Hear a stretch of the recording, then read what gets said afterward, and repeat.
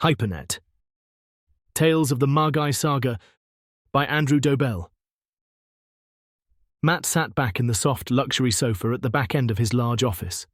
Lifting his feet up and onto the coffee table before him, he knocked several piles of money onto the floor.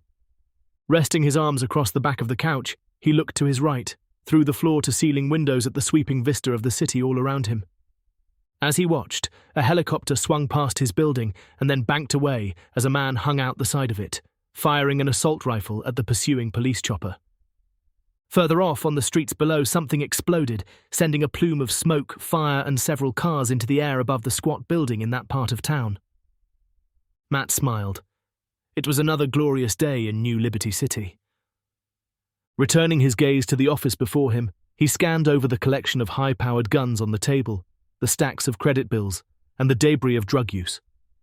He knew they were part of the paraphernalia of the office, there to give the place a certain aesthetic, but he'd never indulged in them himself, knowing that would inflict a negative modifier to his stats. Not something he really wanted to do. One thing was missing, though, he thought, and with a focused command in his head, a holographic interface appeared before him, floating in the air. The menu listed various options, such as settings and stats, as well as sector-specific menus that he could only access here, in HCM, New Liberty City. Or to give the game's full title, High Crimes and Misdemeanours. It was one of the more popular game sectors in the Hypernet, and it was one of Matt's favourites. This and Hard Target were a lot of fun to play in. Matt tapped one of the menu items and brought up his character sheet with his stats to remind himself where he was in the progression of the game. Offense, 8. Defense, 9.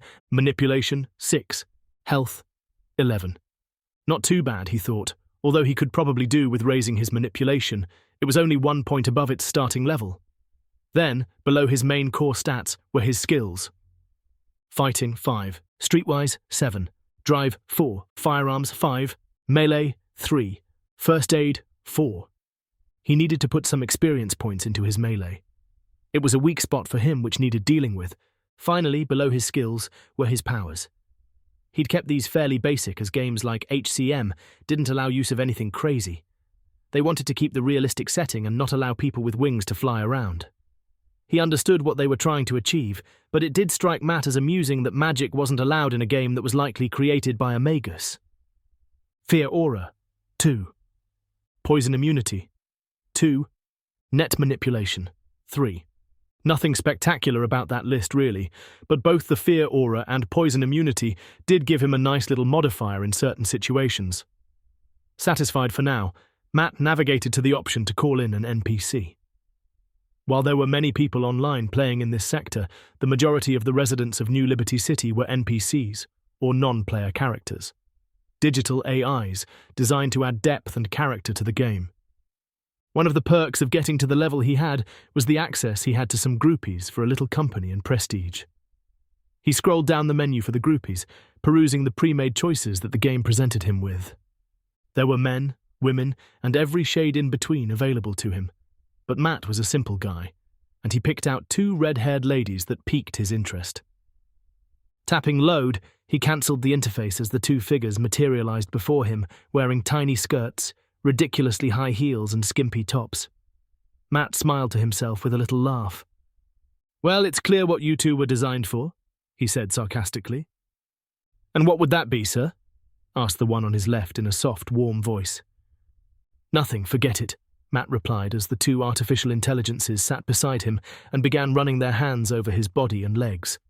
He felt a little weird about it at first, but their attentions were a welcome distraction, and he had to admit he quite liked it. Even though he knew they were not living beings, he could see how some people got so addicted to this kind of attention that they seldom left the Hypernet, choosing to live their lives online in this virtual reality world. It was intoxicating. There was no other description for it, really. Closing his eyes, Matt lay back and let the NPCs touch him in ever more intimate ways, enjoying their attentions until a notification ping sounded on his phone. Matt sighed, and for a moment considered ignoring it. It could be anything from a new side mission to an update on one of his business interests, or it could be something more serious. After a few more seconds of enjoying the NPC's wandering hands, Matt's curiosity got the better of him, and he stood up, pulling his phone from his pocket and turned the screen on. It was a message from one of his NPC crew, letting him know that a new boss had encroached on his territory, setting up a base not too far away. Below the notification was the option to accept a mission to attack these interlopers. Matt raised an eyebrow, but wasn't sure if he wanted to take on a mission against another player when another notification came in, informing him that the same crew had intercepted one of his shipments. Shit! He cursed and knew right away where this was going. He needed to step up and defend what he'd built so far before this new group got too strong to deal with. "What seems to be the matter, sir?" one of the NPCs asked. "Oh, nothing, just work," he replied, not wanting to talk about it. It was silly. These NPCs were run by the same program that ran the sector, so in theory, they knew what was going on, because they would have access to the same data. But this was all part of the illusion of the game world. "All work and no play makes Jack a dull boy," the second NPC said as she shuffled closer to the first, leaning in to kiss her and caress her thigh. Matt laughed and shook his head. "This game," he muttered in amusement. Matt called up the interface once more, brought up the relevant menu, and opened up this new mission that had been added to his pending list by adding it on his phone. The gang, who were affiliated to a player going by the name Diamondback, were holed up in a biker garage not too far from here, but towards the edge of town.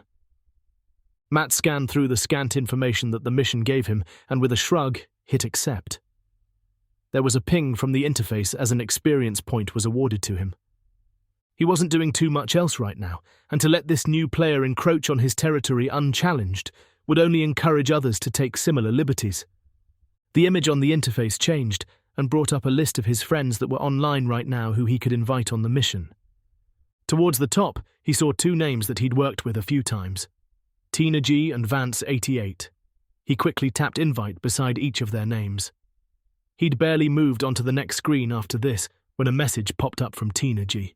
"Hey Edge," she'd written, using his online name. "You want some help on a mission? I'll be right there."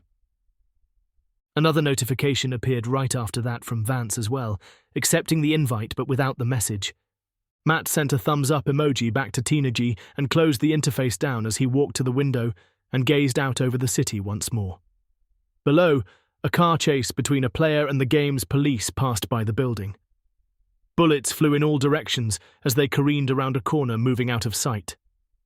Elsewhere, a fighter jet from the nearby military base roared by, a little too close for comfort. There was always something going on in New Liberty City. In fact, there were usually several somethings going on. A few minutes later, the door to his office opened behind him. He'd already pre-authorized Tina G and Vance88 with the building security and his receptionist, so he knew it had to be one of them. He turned to see Tina G wander in with her typical swagger.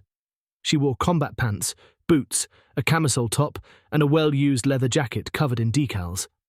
Her head was partially shaven on the sides, while the long blonde and purple hair on the top of her head fell to one side of her face. He could see a few new tattoos on her arms and up her neck as well. She was clearly armed, with the butt of at least one pistol peeking out from beneath her jacket. "Enjoying the spoils of your success, I see," she commented, looking over at the two NPC girls on the sofa, who were enjoying each other's touch. Matt shrugged. "Why not? I'd wager you've done the same." "No comment." Tina smiled cryptically. "Just you and I, is it?" "No, Vance should be here any moment. I think the three of us can take this guy out." "Vance88? Yeah, all right, sounds good. So we're taking on Diamondback, right?" Matt nodded. "He's taking liberties in my territory, messing with my operations. He needs to be taught a lesson. Why, do you know him?" Tina grinned. "I do, actually." The door to the office opened again, and Vance88 walked in. The man was tall and built like a tank, with ripped jeans and a leather vest with its zip undone to show off his dark, tattooed abs. He chewed on a cigar as he walked in with a huge, toothy grin. "My man," he said in greeting, grabbing the hand that Matt offered and pulled him in for a hug. "It's been too long, my friend. Too long." "Oh, what is this? Dude got himself some hose," Vance said, nodding towards the two NPC girls. "Just walking the walk," Matt replied. "Ha! Sure. Hey, Tina, babe, how's life treating that cute booty of yours?" "My booty is none of your frickin' business, Vance."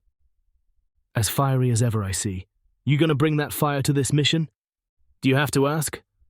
Awesome, he replied with a wink. So, tell me more about what we're doing, man. You have this diamond prick causing you problems, yeah? That's right, Matt replied and turned to Tina. You were just saying you've heard of him? Tina nodded. He's making some waves in New Liberty City, taking over territory all over the city. This move into your area is just part of his operation. So he's a big player then? He will be if he keeps on building his power base. He's recruiting other players to his banner too, and not just in this sector. He's in other game worlds? Several, all around the Hypernet, Tina replied. Shit, that's not good, Vance replied. No, it's not. Well, let's do our part and see if we can take back this garage, Matt said. Yeah, let's do it, Vance whooped. Slamming on the brakes, Matt brought his car to a stop with a skid on the gravel by the side of the road. The biker building stood around 30 meters away up ahead as night began to fall over New Liberty City. The towers of the city's business district glittered in the distance to Matt's right as he climbed out of the car and surveyed the scene. The road had a few scattered buildings along it, with the garage itself located on the corner of a crossroads ahead, surrounded by dry, dusty land. The landscape around the city was more like California than New York. Behind him, Vance climbed out of the rear seat and brandished his shotgun. This should be fun, he said. On the other side of the car, Tina G shut her door and pulled her katana blade from her back, holding a pistol in her other hand. She looked over to Matt and nodded once. He returned the gesture and checked the magazine in his assault rifle before taking a deep breath and striding forward. Death in the Hypernet was never permanent, but it was not a desirable option either. Matt had died several times during his time here, as most people did, and the drop in stats that accompanied the temporary setback and the loss of any items you held was always frustrating. Plus, it was really freaking painful. Still, the desire to show this Diamondback who he was dealing with made the threat of a respawn less worrisome. I can't see anyone outside, Matt said as they walked towards the property. No guards, huh? Ballsy, Vance replied. They're clearly confident, Matt agreed. Let's head in through that side door over there, he continued, gesturing to the metal door with a light above it on the side of the main building. They jogged forward. Matt kept a lookout as they moved, his eye scanning the horizon for any threats that might be hidden in the growing shadows. They moved from cover to cover, vaulting over a chain-link fence partway there before they reached the final stretch of open ground between them and their chosen entry point. All right, we all ready? Matt asked. I was born ready, Vance replied, full of bluster. Say the word, Tina said from where she was crouched beside him. Let's go, he stated and jogged over to the door. They assembled beside it, checking all around them. With no visible threats, Matt turned to the door and rushed it, delivering a strong kick to the lock. The wooden frame splintered and the door swung open. Matt smiled. He doubted very much that he could ever do something similar in real life, but the physics of the Hypernet and his avatar's strength changed things in this online world. Vance rushed in before him. Matt followed and found himself in a wide, open-plan garage with several bikes parked up and workbenches around the outside. A small group of men were already running for cover and drawing their weapons. In the next moment, gunfire rang out, filling the space with a deafening noise as Matt took cover behind a support beam. Ducking around his meager cover, Matt let off several short bursts of automatic gunfire, ducking back out of shot after each salvo. Swinging around once more, Matt took careful aim and squeezed the trigger at one of the bikers. He fell in a shower of digital blood. Matt caught sight of the man as he de-reezed into pixels, and his gear scattered to the floor around where his body had fallen. As he ducked back, more men rushed into the room from one of the far doors, spraying gunfire everywhere.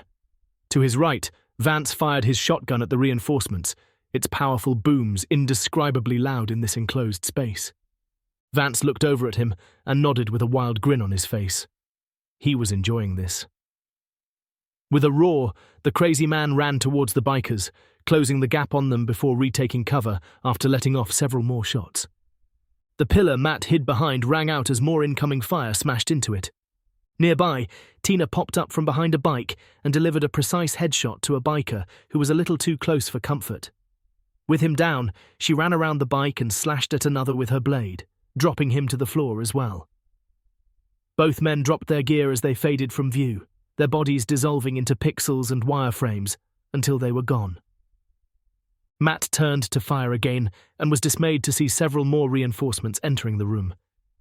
He paused and looked right to see Tina suddenly engaged with 3 more enemies who were forcing her back. Matt sprayed gunfire wildly at the defending bikers, getting them to duck for cover, and looked to Tina once more. She was fighting a hasty retreat back towards the door. "Guys!" she shouted, concern in her tone. Matt frowned. This wasn't going well. Looking back at the main group of bikers, Matt caught sight of one of them opening fire on him and retreated into his cover. Peering out, several more were advancing on his position.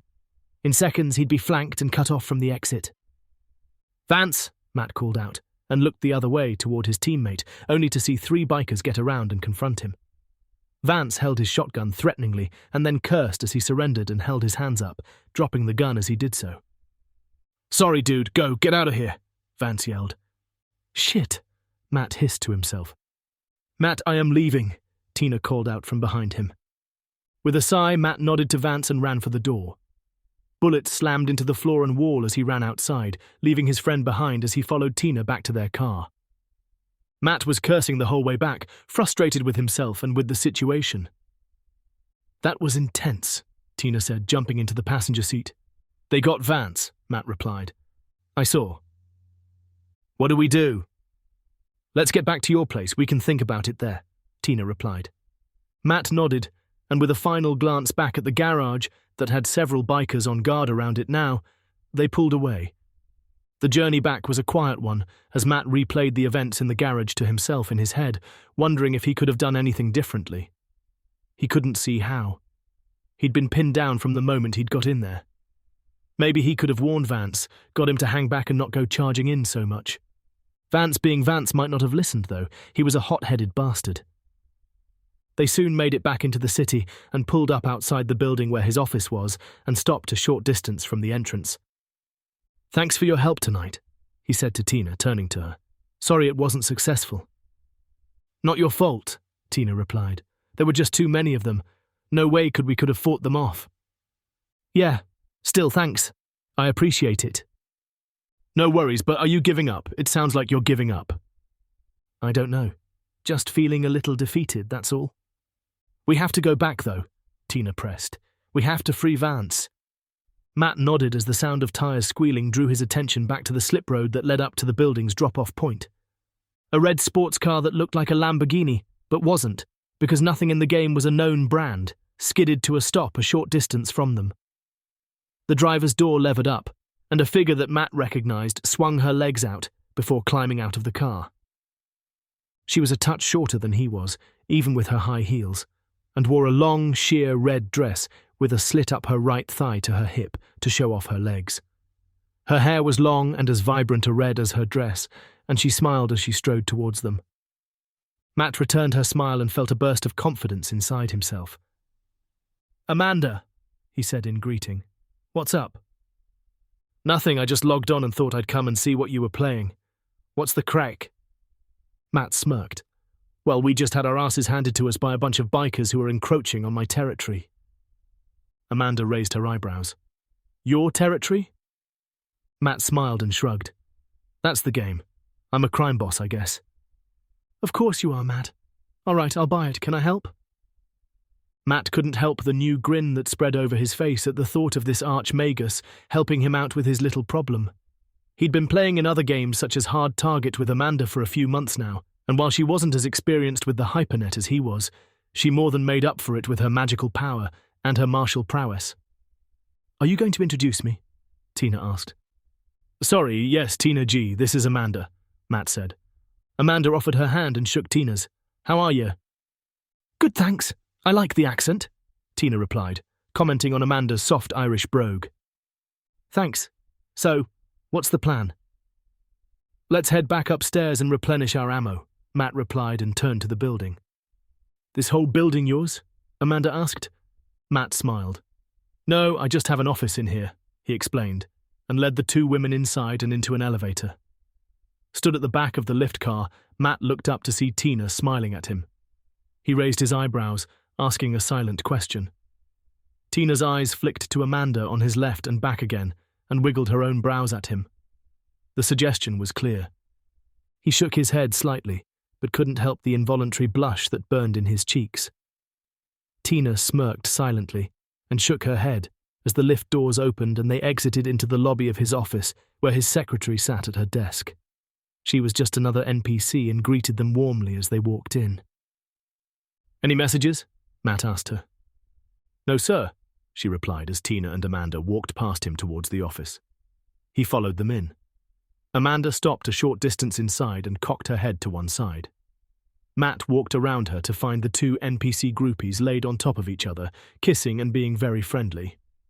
"Well," Amanda exclaimed, "Matthew, I would never have guessed." He said, trying to find the words to explain as he laughed nervously. "They're a part of the game, you know. I don't control them." He could feel himself blushing as he scrambled to pull up the interface and cancel the groupies. He'd forgotten all about them following their defeat at the garage. "What is it with you and redheads?" Tina asked. "Huh?" Matt asked, feeling very self-conscious. "These two, and your secretary, are redheads." Tina's eyes then swung very deliberately over to Amanda, and then back again. "I don't know. Coincidence?" he said. But he didn't come anywhere near convincing himself, let alone anyone else. "Right," Tina replied softly with a roll of her eyes. She moved to the nearby table and the guns that were stacked on top of it. Matt finally found the menu for the NPCs and turned them off, much to his relief. But both Amanda and Tina weren't paying any more attention to them and had moved to the nearby table. Tina was attaching magazines of bullets to her belt while Amanda watched. "So tell me, what am I helping with?" Amanda asked. "We just got back from attacking a forward base of a local boss who's been messing with my operation," Matt explained, trying to forget the embarrassment of the NPCs as he talked. "We got our asses handed to us, and one of our team got taken hostage." "Feck, that's banjaxed," Amanda commented. "We were overwhelmed. There was just too many of them. But we can't leave Vance there, though. We need to get him back," Tina added. Amanda nodded. "All right, sounds good. I'll help." "Excellent," Matt said, feeling much more confident in the mission now that Amanda was at his side. "No offense," Tina said to Amanda, "but I've got to ask, how do you plan on helping exactly?" Amanda smiled. "Amanda is a Magus, and a powerful one, and she's a skilled fighter," Matt explained to Tina. "Okay," Tina replied cautiously, and then regarded her revealing sheer dress. "You gonna fight in that?" "No, I'll change," Amanda answered. Tina nodded, and suddenly Amanda's dress was replaced with red fitted leather trousers and a red jacket, which she adjusted briefly as Tina nodded her approval. "Shall we go?" Amanda asked. "You're not going to arm yourself?" Tina asked. Amanda smiled at her. "I am armed," she replied cryptically. Tina gave Matt a concerned look, but he smiled confidently back at her and led the way out once he'd finished restocking his own ammunition. "We'll take my car," Amanda said as they left the building. With the suppressor attached to his rifle, Matt took aim at the guard stood on top of the garage who was keeping a lookout, and fired. Blood flew and the man despawned. "Okay, we're good," Matt said and broke cover with Tina and Amanda beside him. "Are you sure you don't want a gun?" Matt asked Amanda as they moved up the side of a building towards the same side door they'd used before. "I know this game world has restriction in place on magic use." "It does, but I think I'll be fine. I tested it to see what I could do before I came and found you." "Oh, okay, let's do it then." Amanda smiled and nodded as she pulled her hair back into a ponytail at the back of her head. The door had been jammed shut, but burst open easily enough once again with a well-placed kick. Matt rushed in and immediately fired at the bikers he saw inside, dropping several of them right away. The two women ran into the room, Amanda moving at a clearly enhanced speed as she charged towards another group of thugs and engaged them in hand-to-hand. Watching her move and fight was always impressive. It was like watching a carefully choreographed dance as Amanda moved through the men and women who surrounded her, trying to attack her. But she was always just one step ahead of them. Matt pulled his eyes away to concentrate on his own predicament and fired on two more gang members who he took out of the game. As he fired on a third, who fell and despawned, he noticed another rush him from a hiding spot and turned to defend himself. The man was right on him, though, and knocked his gun wide with a swing of his arm, before following it up with a gut punch that made Matt gasp. Backing up a step, Matt kicked out at the attacker, a large bald man with a messy beard and tattooed arms. He caught the man in his side and was sure he felt a rib crack beneath his foot. The man yelled in pain, his defenses dropping as he clutched his side. Matt swung his gun down into the man's head and knocked him to the floor where he didn't move again. A sudden blinding flash of light filled the room, and something smashed into Matt's side that knocked him clean across the room. If this had been real life, he felt sure he'd be dead. But in here, things were a little different. It still hurt like hell, though, but he rolled over quickly and brought his gun to bear.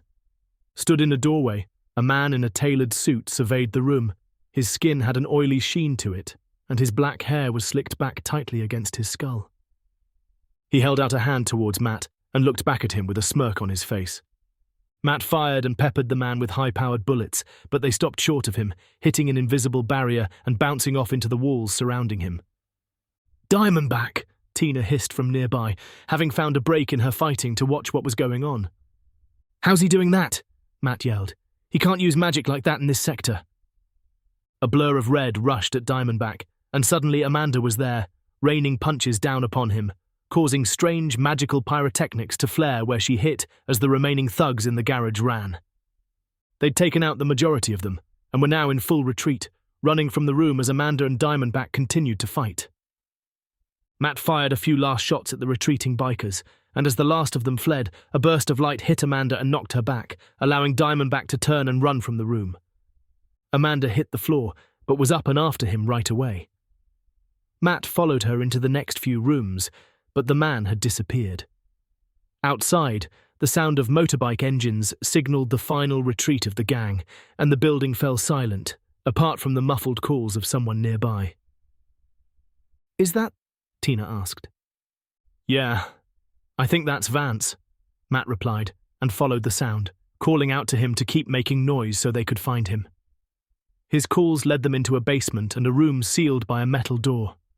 They soon had it open and found their teammate inside. "What the hell are you still doing here?"